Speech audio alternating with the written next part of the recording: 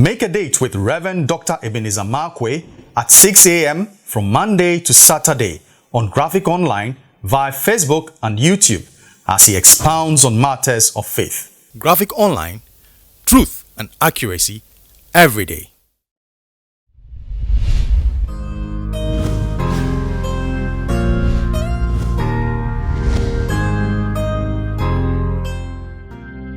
This is Reverend Dr. Ebenezer Markwei of Living Streams International, Life Cathedral.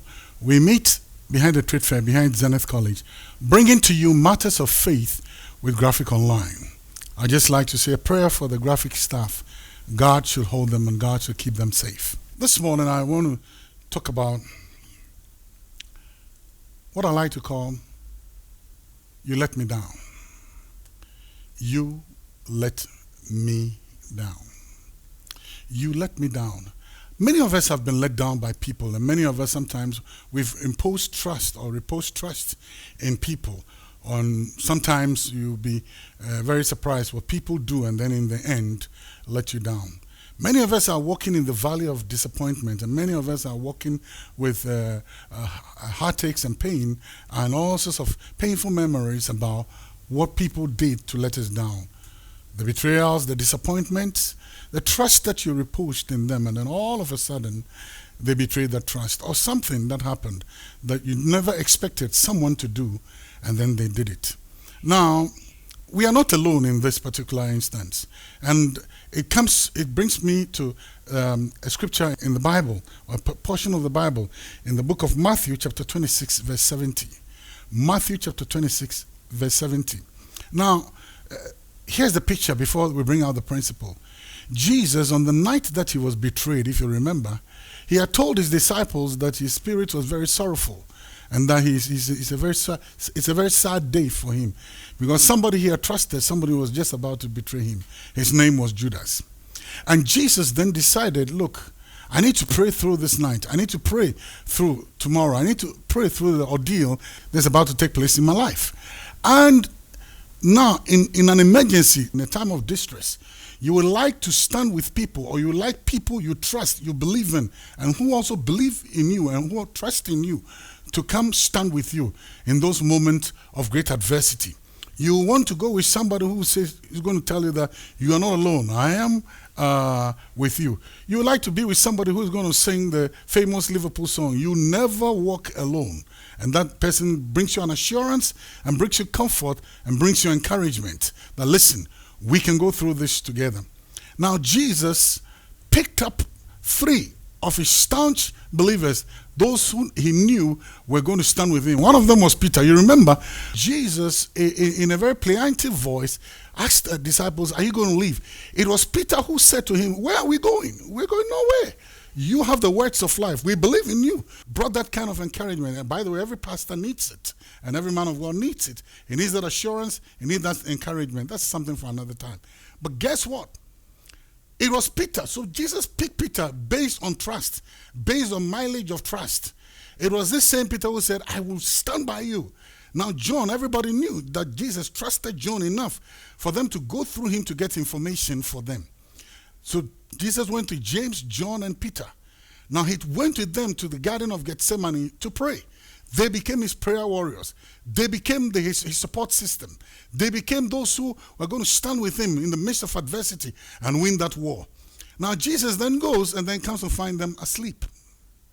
He finds them asleep. Now, then with alarm, he says, are you sleeping? Look, get up and pray. You understand, because the night is dark. What is approaching? There's approaching evil. He said, wake up and pray. Now, he went the first time. He went the second time and came and met them. Back after the second time of prayer, he came and met them again sleeping. And he could express his disappointment. He expressed his disappointment. So Jesus was disappointed by the people who were supposed to be standing with him. Now, the third time when he came, you could see his exasperation when he said to them, you know what, you're sleeping? Okay, you can sleep. You guys, it's all right. You want to sleep? Sleep. You get it? It's done. Sleep. You know? Now, you could hear the disappointment in the voice of Jesus. And you could also imagine the perplexity and the level of letdown the disciples might have felt. James, John, and Peter might have felt. All of them couldn't stand up to the task. They disappointed him. Now here are a few principles. The disciples of Jesus had a problem with prayer. You remember? They came to Jesus and they said, Lord, teach us how to pray. So they didn't really know how to pray. So those guys were not really prayer warriors. Even though, they had worked with him a couple of years.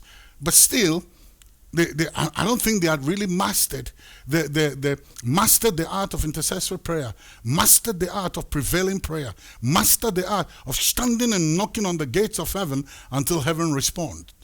So, first of all, it is possible that they didn't have the technical know-how.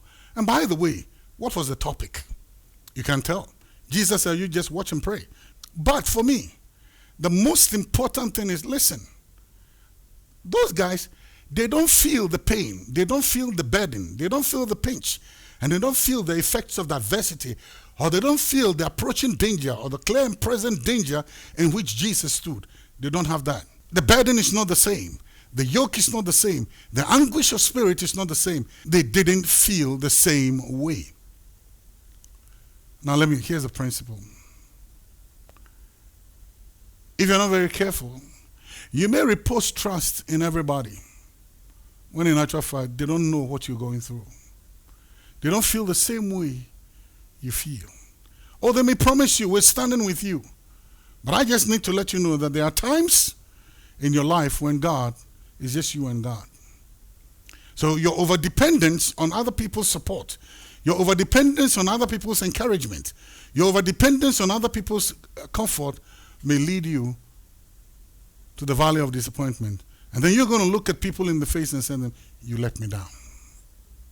This is what happens. So sometimes you're going to repose trust in people and they're not going to go the full mile with you. But they'll tell you they're with you. Don't put 100% trust in people. Make space. Sometimes people will disappoint you. But you need to understand that nobody really sees what you see.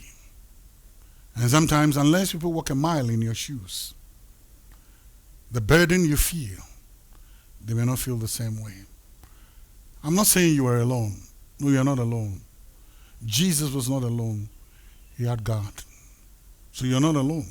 When people let you down, you have God. See you the next time.